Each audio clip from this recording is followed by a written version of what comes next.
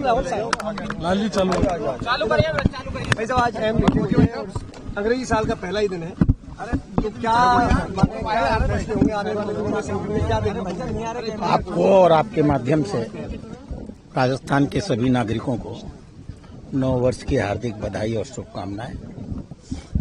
ईश्वर माननीय मुख्यमंत्री जी के नेतृत्व में और माननीय संगठन प्रदेश अध्यक्ष मदन राठौर जी के नेतृत्व में चहुओर विकास करे और हम नागरिकों का जीवन बेहतर कर सकें। ईश्वर ऐसा आशीर्वाद हम सबको दे। संगठन को लेकर आगे क्या रणनीति बनी है, क्योंकि संगठन पर चल रहे हैं चुनाव? हाँ, तो हम तो संगठन के अंतिम दौर में आ चुके हैं। हमारे मंडल अध्यक्षों की चयन की प्रक्रिया चल रही है। हमारी टीम बैठ के रात भर संगठन के हित में जो निर्णय है ले रही है। हम 3 तारीख तक संभावित जिला अध्यक्षों की सूची भी तैयार कर लेंगे और राष्ट्रीय नेतृत्व की सहमति लेकर के हम लक्षित करेंगे कि 10 तारीख के पहले हमारे सभी जिला अध्यक्ष नियुक्त हो जाएं, जिससे कि हम प्रदेश अध्यक्ष की नियुक्ति कर सकें। प्रभारी जी अशोक गहलोत ने अभी एक बयान दिया है। उन्होंने कहा है कि मणिपुर के जो मुख्यमंत्री हैं वो माफी मांग रहे हैं, पर उनको डिजर्व नहीं करते हैं माफी, और प्रधानमंत्री ने भी कुछ नहीं किया मणिपुर के लिए। अब अशोक गहलोत जी पर मैं बोलूं अच्छा नहीं लगता। जनता ऑलरेडी बोल चुकी है और 23 में उनको बता चुकी है कि उन्होंने कितनी मेहनत, कितनी निष्ठा, कितनी प्रतिबद्धता के साथ सरकार चलाई थी। अशोक गहलोत जी को ये विचार करना चाहिए कि वो उनकी सरकार जनता की निगाहों में असफल क्यों हुई। तू इधर उधर की न बात कर, तू बता कि कारवा कहाँ लूटा। राजस्थान की बात करो और बताओ कि तुम क्यों हारे और उस हार से तुमने सबक क्या लिया। मणिपुर बहुत दूर है उनके लिए।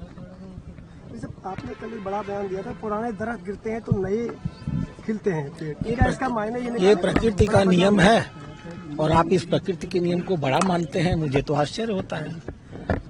मैं क्या आज से 50 साल पहले वही राधा मोहन था जो आज हूँ? तो उस प्राकृतिक नियम का आपने राजनीतिक विश्लेषण किया तो ये आपकी समस्या है, मेरी तो है नहीं। मैंने तो एक नियम बताया कि ये संगठन एक सतत चलने वाली। क्या मदन राठौर जी के पहले कोई प्रदेश अध्यक्ष नहीं था? मैं इनके सामने कह रहा हूँ कि आज से 5 साल बाद इनके सामने कोई दूसरा प्रदेश अध्यक्ष नहीं होगा। ये हमारे संगठन की स्थापित प्रक्रिया है। 5 साल 6 साल बाद हम अपने नए लोगों को काम करने का अवसर देते हैं। इसमें कौन सी खबर है, मुझे नहीं मालूम। मंत्रिमंडल में ये होने वाला है? मंत्रिमंडल मेरा विषय ही नहीं है। इस बारे में आपको माननीय मुख्यमंत्री से बातचीत करना चाहिए। इसके बारे में न तो मैं आपको बता सकता हूँ, न माननीय प्रदेश अध्यक्ष बना सकते हैं। माननीय मुख्यमंत्री से पूछिए। हम तो संतुष्ट हैं उनके कार्यवाही से और उनके मंत्रिमंडल के सदस्यों से। निर्णय उन्हें लेना है। प्रदेश अध्यक्ष जी के लिए बता दीजिए, आपने कहा भी था एक बार पहले कि इनके लिए ज्यादा एक्सरसाइज करने की जरूरत नहीं है, क्योंकि मदन राठौर जी ही निर्वाचित होंगे। अब देखिए, मेरी मजबूरी है, मैं बता नहीं सकता हूँ।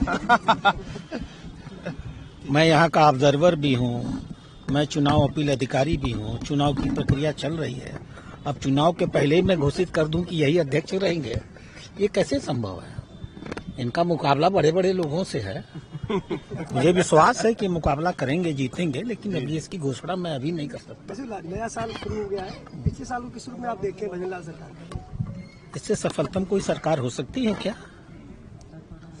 1 साल के अंदर जो क्रांतिकारी काम उन्होंने किया है राजस्थान के विकास को लेकर के, राजस्थान में अपराध को नियंत्रित करने में, भ्रष्टाचार मुक्त शासन देने के लिए, समाज के सभी वर्गों को शासन में लेकर चलने के लिए, सामाजिक समीकरण और भावनाओं का ख्याल रख के मंत्रिमंडल बनाने के लिए, और एक पूरी तरह 100% भ्रष्टाचार मुक्त शासन सरकार देने के लिए। गहलोत ने कल फिर कहा था कि नाकार और निकम्मी सरकार रही 1 साल। अब भाई निकम्मी थी तो बैठ करके मूल्यांकन करें। हमारा चुनाव जब 5 साल बाद आएगा, 4 साल बाद, और हम जब पहले से और अधिक सीटें लेकर के आएंगे, अभी तो हमें तो 160 सीटें जीतनी है, 70 सीटें जीतनी है अगले पारी। तो हम जब अपने मुख्यमंत्री के नेतृत्व में इतनी सीटें जीतेंगे तब आप गहलोत जी से पूछिएगा। अब आज उनके पराजय बोध के ऊपर मैं टिप्पणी करूं, खिसियानी बिल्ली, आगे वाला नहीं बोलूंगा, तो ये उचित नहीं लगता। लाली चालू करिए भाई साहब। आज अहम मीटिंग है, अंग्रेजी साल का पहला ही दिन है। तो क्या फैसले होंगे आने वाले दिनों में? संगठन में क्या देखें? आपको और आपके माध्यम से राजस्थान के सभी नागरिकों को नव वर्ष की हार्दिक बधाई और शुभकामनाएं। ईश्वर माननीय मुख्यमंत्री जी के नेतृत्व में और माननीय संगठन प्रदेश अध्यक्ष मदन राठौर जी के नेतृत्व में चहुओर विकास करे और हम नागरिकों का जीवन बेहतर हो सके। ईश्वर ऐसा आशीर्वाद हम सबको दे। संगठन को लेकर आगे क्या रणनीति बनी है, क्योंकि संगठन पर चल रहे हैं चुनाव? हाँ, तो हम तो संगठन के अंतिम दौर में आ चुके हैं। हमारे मंडल अध्यक्षों की चयन की प्रक्रिया चल रही है। हमारी टीम बैठ के रात भर संगठन के हित में जो निर्णय है ले रही है।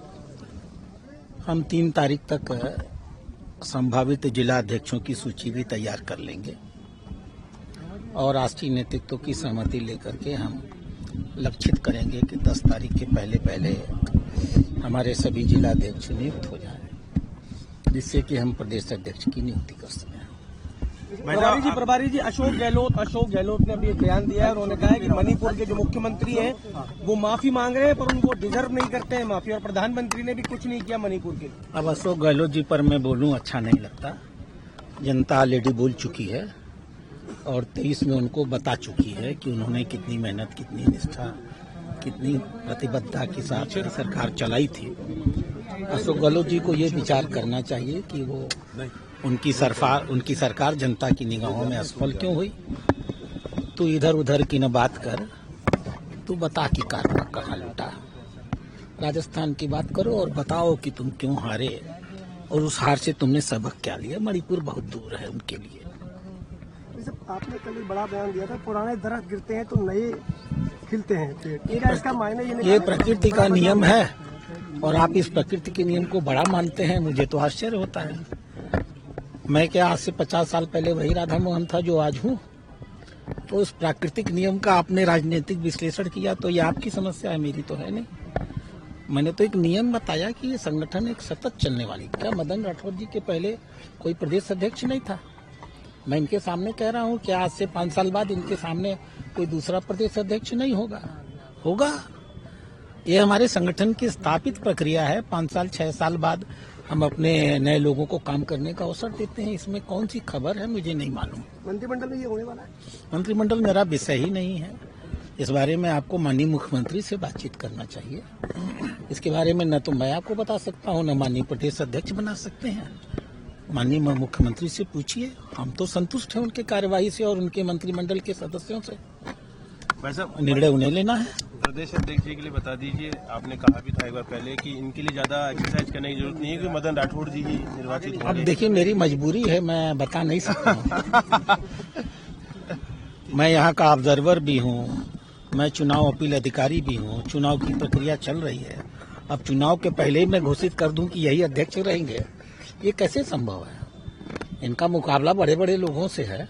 मुझे विश्वास है कि मुकाबला करेंगे, जीतेंगे, लेकिन अभी इसकी घोषणा मैं अभी नहीं कर सकता। नया साल शुरू हो गया है, पिछले सालों के शुरू में आप देखें भजन लाल सरकार, इससे सफलतम कोई सरकार हो सकती है क्या?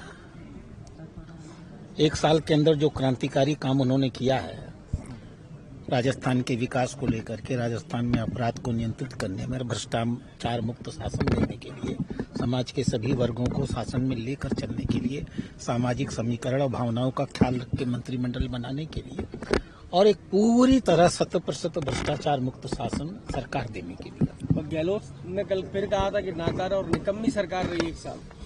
अब भाई निकम्मी थी तो बैठ करके मूल्यांकन करें। हमारा चुनाव जब 5 साल बाद आएगा, 4 साल बाद, और हम जब पहले से और अधिक सीटें लेकर के आएंगे, अभी तो हमें तो 160 सीटें जीतनी है, 70 सीटें जीतनी है अगले पारी। तो हम जब अपने मुख्यमंत्री के नेतृत्व में इतनी सीटें जीतेंगे तब आप गहलोत जी से पूछिएगा। अब आज उनके पराजय बोध के ऊपर मैं टिप्पणी करूं, खिसियानी बिल्ली, आगे वाला नहीं बोलूंगा, तो ये उचित नहीं लगता।